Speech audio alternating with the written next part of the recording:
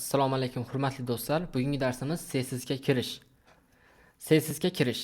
O'zi CSS nima? CSS bu cascading style sheet hisoblanadi. Ya'ni biz HTML kodlarimizni yozgan edik o'tgan darsimizda. Endi HTML kodlarimizga ishlov berishimiz kerak. Bunda bizga CSS yordamga keladi. Endi bugun CSS da kod yozib boshlaymiz. Xo'sh, hozir yangi fayl yaratib olaman. O'tgan dars 3-dars edi. Endi 4-dars.html. Xo'sh. Kodni sazzat qilib olamiz. Shift undov enter bosaman. Mana dastlabki ko'rinish. Xo'sh, yaratdim. Bu joyda hozircha h1 yozib ketamiz. Salom yozib ketdim. Salom degan so'zni yozdim. Endi CSS ni aytdim. CSS to'g'rimi? Bu nima degani? Cascading style sheet degan ma'noni bildiradi. Ya'ni kaskadlangan nima? Stillar, jadvallar ro'yxati deb tushunsangiz ham bo'ladi. Endi buni Ctrl// qilib qo'yib izohlarga olib qo'yaman. Ya'ni CSS ning kengaytmasi cascading style sheet ekan. HTML da u h1 tursin. CSS ning HTML da qo'llanish usuli 3 xil usuli bor. Ya'ni CSS ni qo'llashning, HTML da CSS ni qo'llashning 3 xil usuli bor. Birinchisi inline usuli hisoblanadi. Ikkinchisi internal usuli hisoblanadi. Uchinchisi external usul hisoblanadi. Buni ham kommentariyaga olib qo'yaman. Birinchisi inline usuli bu CSS ni tagning o'zida, tagning ichida yozamiz. Internal usuli tagdan tashqariga chiqib ketib, headning ichida style ochib ilib yozamiz. Uchinchisi external, nomidan ma'lum bo'lib turibdi.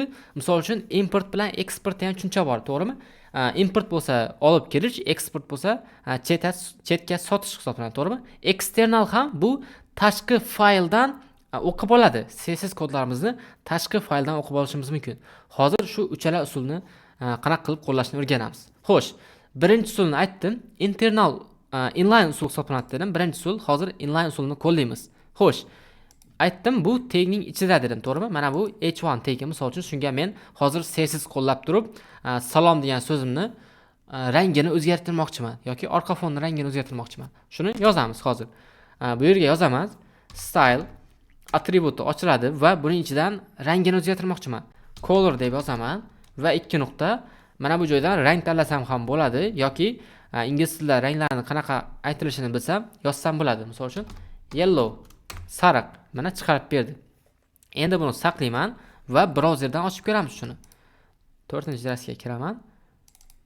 Xo'sh, mana ochdim. Mana salom degan so'z nima? Sariq rangda chiqardi. Colorni, ya'ni color degani harfning o'zining rangini belgilaydi. Bu qaysi usul ekan? Bu birinchi usul.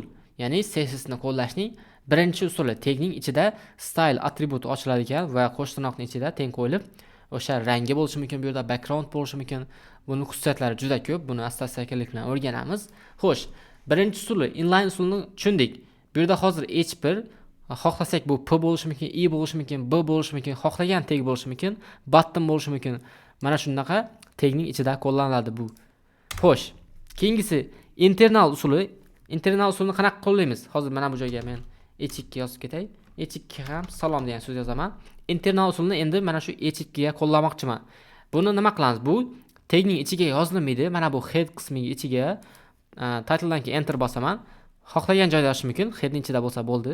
Bunga style tagi ochib yopaman. Style tagini ochib yopaman va buning ichidan endi nimani target qilaman. Ya'ni men hozir h2 ga rang bermoqchiman. Ya'ni h2 ni CSS da qo'llamoqchiman. Shuning uchun bunga yozamiz. h2 yozdim. Figurni cos ochib ilaman va enter bosaman. Endi men bu joyga color deb turib rangini berishim mumkin. Misol uchun red. Nuqtalar virgul qo'yamiz, oxiriga saqlaymiz. Ya'ni bu joydan nima qildim? Headning ichiga style tagini ochdim va yopdim. Ichidan qaysi tagni chaqmoqchi bo'lsam, shuni nima qildim? Target qildim. Ya'ni mana bu chaqirib olish, target qilish deyiladi. Mana buni target qildim h2 ni va unga colorga qizil rangni ber dedim. Endi ko'ramiz natijani. Yangilab yuboraman F5. Mana salom degan so'z nima bo'ldi endi? Qizil rangda chiqdi. Bu CSS ni nima? Internal usuliga qo'llanishiga misol bo'ladi. Endi external bo'ldi. Externalni aytdim. Boya tashqi fayldan CSS kodlarni o'qitib olamiz dedim. Hozir bunga ham H3 ochib ketaman. Bunga endi biz eksternal usulni qo'llaymiz. Xo'sh, H3 ochildi. Endi shuni men target qilishim kerak. Endi targetni men nima qilaman? Tashqi faylda qilaman. Mana bu joyga yangi fayl yarataman. Fayl yaratamiz. Bunga style deyman. Style bugungi 4-dars bo'lgani uchun style 4 deb nom beraman. Tochka endi buning formati HTML bo'lmaydi. Buning formati CSS, ya'ni Cascading Style Sheet. Bu CSS formatda qo'llaniladi. Mana CSS formatda nima? Faylni ochib oldim. Bunga mos ravishda nomini xohlagan nom berishingiz mumkin, ixtiyoriy nom berishingiz mumkin. Endi men target qilishim kerak. Nimani target qilishim kerak? H3 ni target qilaman. Figurni kos ochib yopaman bunda ham va bunga ham colorni o'zgartirmoqchiman. Misol uchun colorga endi blue bersin, misol uchun ko'k rangda chiqsin. Saqlanib qilamiz va brauzerni ochaman. F5 ni bosib yangilasam, salom degan matnim chiqdi, to'g'ri, lekin nimaga ko'k rangda chiqmadi degan savol bor, to'g'rimi? Chiqmadi. Buning sababi, to'g'ri, biz mana bu joyga H3 ni yozdik, tashqi faylda CSS faylini ochib turib, bunga ham H3 ni target qildik. Lekin mana bu CSS faylim, mana bu HTML faylini ikkalasini bir-biriga bog'laganim yo'q. Shuni bog'lovni amalga oshiramiz hozir. Bunga mana bu joyda bunga yozaman link rel, ya'ni linkni bosaman, enterni bossam o'zi yozib beradi. Link rel style sheet, ya'ni bu atributni qo'llaniladi. Undan keyin href. Hrefning ichida endi men boyagi mana bu style 4 CSS faylimni bog'lamoqchiman. Shu joyga yozaman. Buni men hozir style deb yozib tursam ham chiqaradi. Yoki nuqta bilan nuqtani yozaman, keyin slash belgisini qo'ysam, mana shu papkam ichida mavjud bo'lgan fayllarni chaqirib beradi. Menga hozir bu kerak. Buni tanlab yuboraman va buni saqlayman. Endi natijamni ko'rsam, hozir natijani ko'ramiz. Endi qarang, endi bu nima qildi? Ko'k rangga kirdi.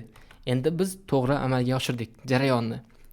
Xo'sh do'stlar, bugungi darsda CSS ni HTML ga bog'lashni ko'rdik, ya'ni uchala usulda ham bog'lashni ko'rdik. Sizga qaysi qulay bo'lsa, o'sha usulda foydalanib ketaverasiz. Lekin ba'zi bir kattalashib ketgan dasturlarda, ya'ni katta dasturlarda veb-sayt yaratayotgan paytingizda ko'proq eksternal usullar ishlatiladi, ya'ni tashqi fayldan o'qib olib ishlatish qulay hisoblanadi.